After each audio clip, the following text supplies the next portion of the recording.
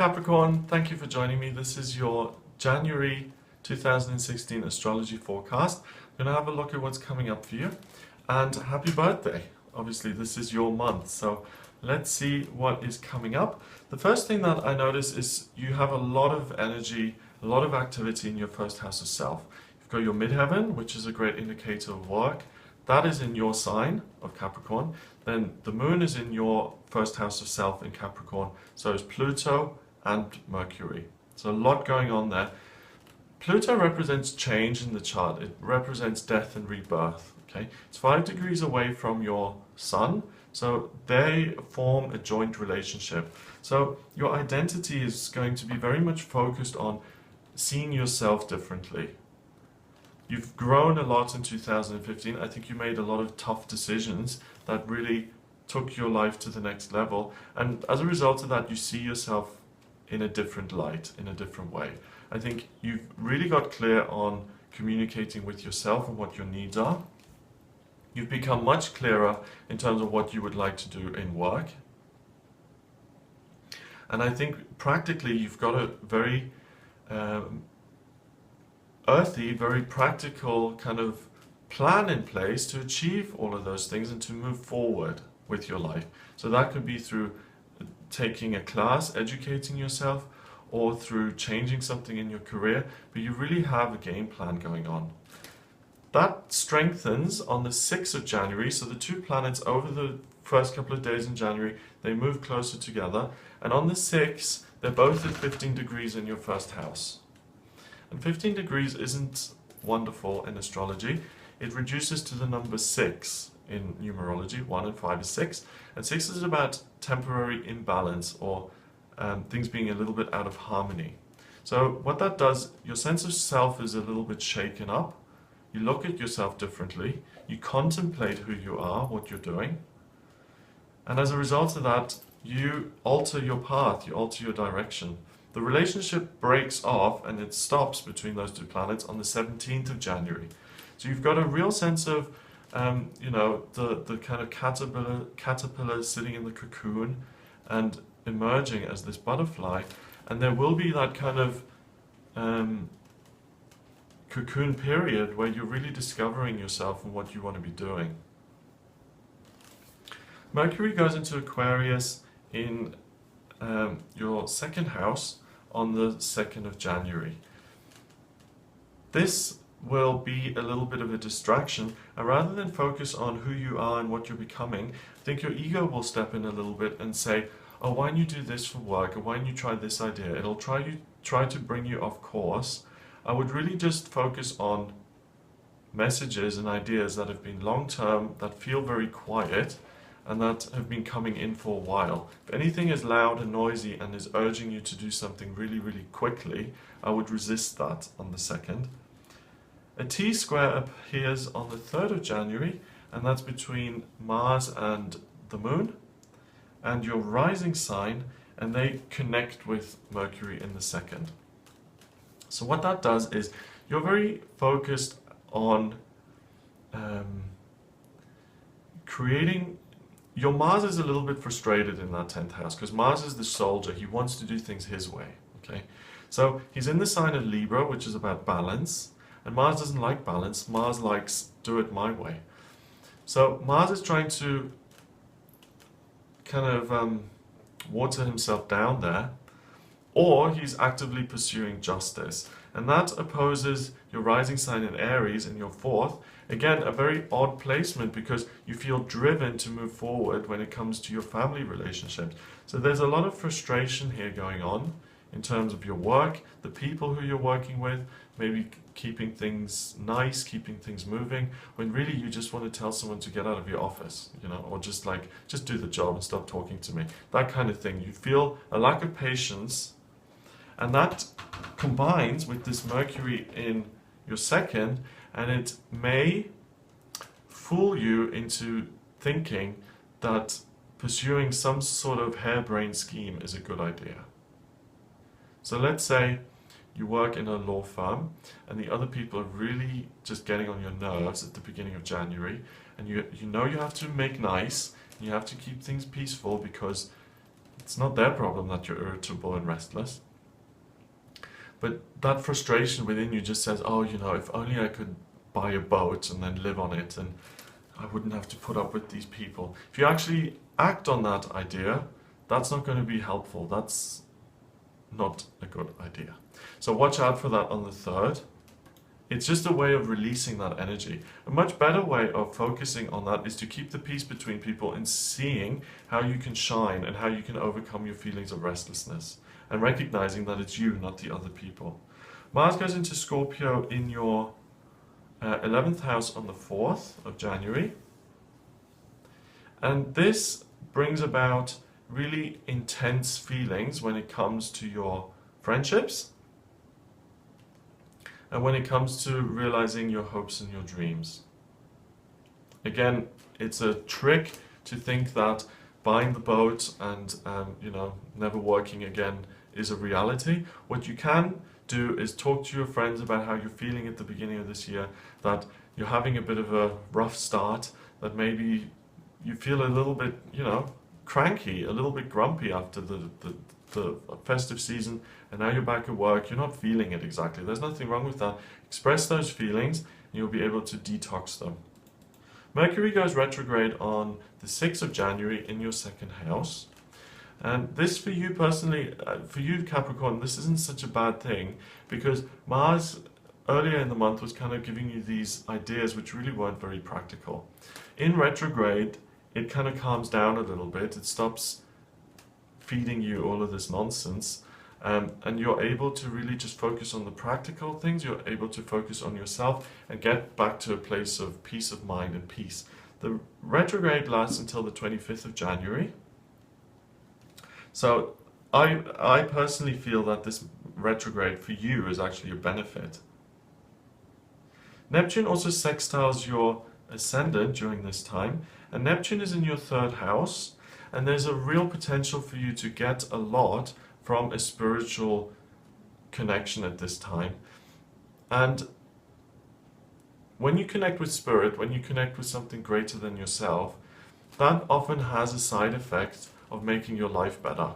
Because spirit or spirituality or God or source or the universe or Big Daddy in the sky, whatever, when you connect with that, that's really your source. And I'm sorry to bring this kind of spiritual, well, I'm not actually, it is a spiritual thing. When you connect with that, it's love, okay? It's pure love. And because you build a relationship with that, the side effect is that your life starts to work much more easily and better. And by connecting spiritually on the 6th, you will really put some practical things into motion when it comes to your romantic life. So meditate, and then go out and meet the man or woman of your dreams. And I know that sounds like magical thinking, but in my experience, life does have magical moments, and life does have miraculous moments, and those are the best things in life. The moments you can't plan for. And the 6th of January has real potential to do that. The 8th of January sees the Jupiter and the North Node connect and conjunct in your 9th house, and they square the moon. Okay, so this will give you a wanderlust, a desire to go on holiday, to explore something different, to explore something new. And it doesn't need to be a big holiday. You can go on a holiday. This is a great time for you to go on holiday. It's your month, it's your birthday month, why not? But also, if you are working, there will be a desire to get out and to look at something new and to have fun and to experience something. And that's only for that day, really, that it feels stronger. So go do something on the 8th. Have fun. Mercury, and you'll understand why now, because Mercury goes into Capricorn the next day, and that's in your 1st house of self. So really what you're going to be thinking about on the 9th is work, work, work. How can I be more myself when it comes to work? And I think the little trip that you take on the 8th might give you the inspiration or the direction that you want to then go in. Jupiter is the lucky planet, and the North Node is what you're trying to achieve on a soul level. Both of those sit in your 9th house of expansion, growth, and travel for the duration of the month. And it's in the very practical sign of Virgo. So it's not so much about exploring, well, to an extent it is. It's about exploring spiritual realms that you haven't discovered, but much more so, it's about exploring the world, new practical things, visiting different places, different ways of doing things, educating yourself in a different way, exploring new skills that you haven't got yet. It's all about, you know, what I said before about this new sense of identity. And how's this new identity going to look? And what's this new identity going to be able to do that your old you couldn't? You're emerging, and this whole cocooning process is still going on, basically. On the 10th of January, the new moon occurs in Capricorn, in your sign, in your first house of self. So you're being supercharged right now. So think of yourself as Frankenstein's creation, lying on his table and getting these electric jolts now and coming to life. And I know that's a bit of a gruesome picture, but you're really being supercharged. The new moon is like a black hole. It pulls energy into it. And it's pulling Capricorn energy in. You are Capricorn. You are being built up. You're becoming bigger. Your self is becoming larger.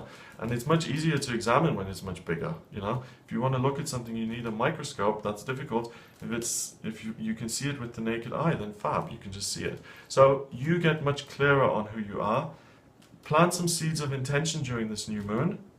Decide what you want to go for. And that energy is really strong until the 13th of January. It takes on a different flavor on the 13th of January because that new identity is still there. But I really think what you're going to want to channel that into is your romantic life.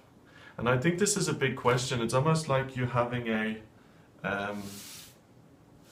you're on like a romance boot camp.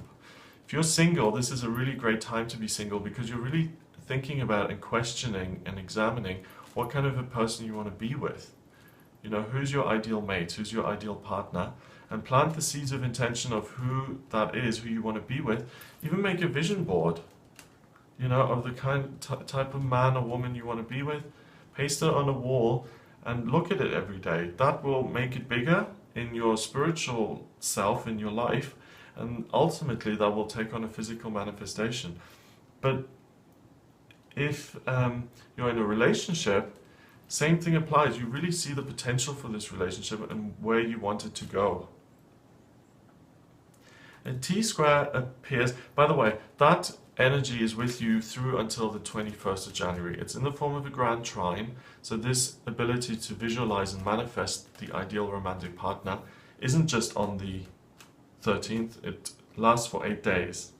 And during this 8-day period, on the 15th, a T-square appears, and this shows you, and this urges you to explore new things. Again, the desire to travel is with you, and to discover what it is you love, by both exploring the spiritual and the physical.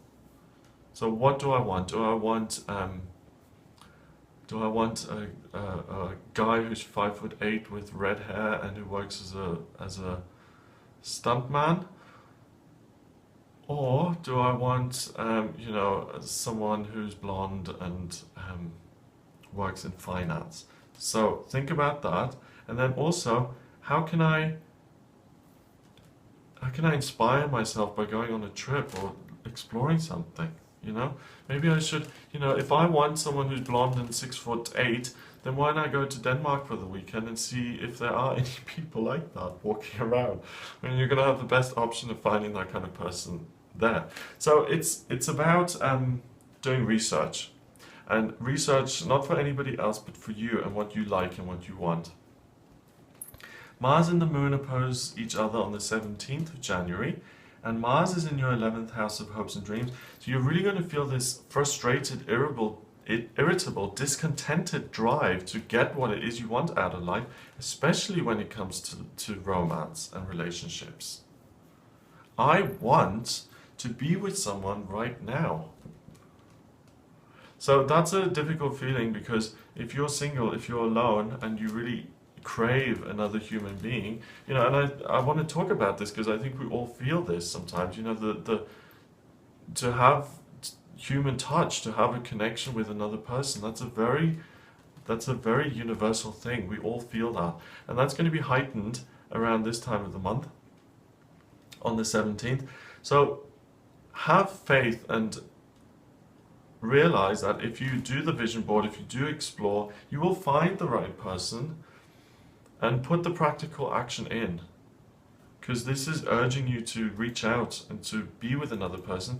And whenever that kind of energy is there in the chart, it's there for a reason. It's urging you to go out and look because there is someone suitable right now. If it was just a waste, it wouldn't be there. Nothing here is wasted. On the 20th, Saturn and the Moon connect in the form of an opposition, and they form a T-square with Chiron in the third. Chiron is the wounded healer, Saturn is scrutiny and restriction, and the Moon is what you feel most at ease with. Okay, so your day-to-day routine seems to be running along nicely. You feel quite certain about where you're going spiritually and what your adventure is. And the thing that's fueling all of this is Chiron, the wounded healer. So the sense of frustration and dissatisfaction in your life, you're working on it. Give yourself a pat on the back. You're doing everything you can on the 20th to make life better for the future. You don't need to do anything else. And if you still feel restless and discontent, just realize that you're doing the best you can. The Sun moves into Aquarius on the 21st of January, and that sits in your second house. So if you're working as a scientist, or if you're working in some sort of humanitarian role, if you're working in some sort of future-oriented profession where you're innovating new things, you really come into your own now, because the Sun, the identity, is in Aquarius, this very giving, facilitating sign, and that's in your second house of money. So if you work in any of those professions, you're going to have a good month in terms of the practicalities of it. On the 22nd, there's a grand trine in the chart, and this is in water. You feel emotional on this day, I would say. So just watch out for that. I think any sort of disappointment that comes in, you may have an excessive reaction to. Capricorn welcomes another planet into its first house here. So Venus goes into your first house of self now in Capricorn, in your sign. So you feel much more in love with yourself, you feel much more at ease within yourself, and you realize that you're doing your best and that things are going your way. You have faith and trust in yourself that you're doing everything you can, and that really is just like being given a kind of a flower almost. It's a gift. So Venus makes you feel so good about yourself on the 24th, and it stays with you for the next month minimum. So that feeling now lasts. You feel wonderful within yourself. The full moon also occurs on the 24th, and that's in Leo, in your 8th house of other people. There's a potential for you to be very much celebrated for something that you've done in your working life or in your personal life. But really, people are enamored by you. They appreciate what you're doing. And you get a round of applause, whether it's a literal round of applause or a spiritual round of applause. But people really value you and appreciate you on this day. So show up. Ask someone to take you out for lunch and then pick up the check. On the 26th of January, there's another T-square. Neptune and the Moon connect. And this is interesting. Okay, again, you're going to be very teachable and very much interested in exploring new things and learning new ways of. You discover something that you love in an intellectual sense. Okay, so whether it's a new course that you can sign up for, or it's a new friend that you make, or it's a new game that you discover, your mental connection, your mental relationship with something is renewed, and you pick up something else. So maybe you learn knitting, or maybe you discover how to carve wood, or maybe you make friends with one of your neighbors. Something in your vicinity becomes something that you're interested in, that you like to do, and that becomes part of your daily routine.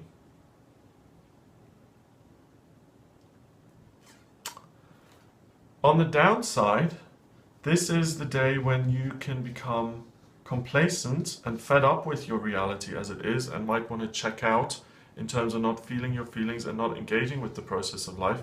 And you may have a duvet diving day, you know, where you just stay under the covers, or where you get up and you say, well, I'm not really bothered with this day, let's have a mimosa to get this day started properly. So a day of escapism, and not living your purpose. Watch out for that. Sometimes you can just get fed up. On the 27th, Jupiter and the North Node, they've been sitting there all month, okay, in your 9th house. So please go somewhere this month. You can really avoid something like the 26th, yeah, by being busy, by being proactive, by getting out there, by exploring the world, by doing something fun. And now on the 27th, the Moon joins Jupiter there, it conjuncts it, it's 6 degrees away. And you really feel very at ease in terms of exploring the world. So again, the end of the month, great time to travel and great time to learn something new. On the 29th, there's a grand trine in the chart, that's in air.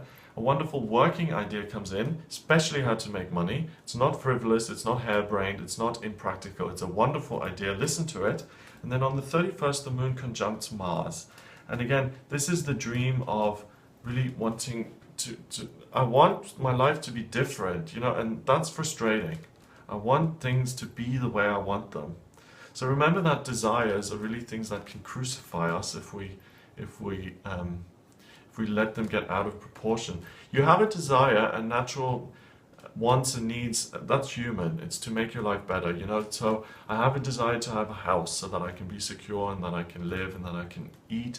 But when those desires become out of sorts, like I want millions of pounds so I can have a mansion, so that I can feel better than other people, so I don't need to be afraid and feel small and insignificant anymore, then that desire has got out of proportion. And there is a tendency for you to overreact and to feel frustrated. So make a gratitude list.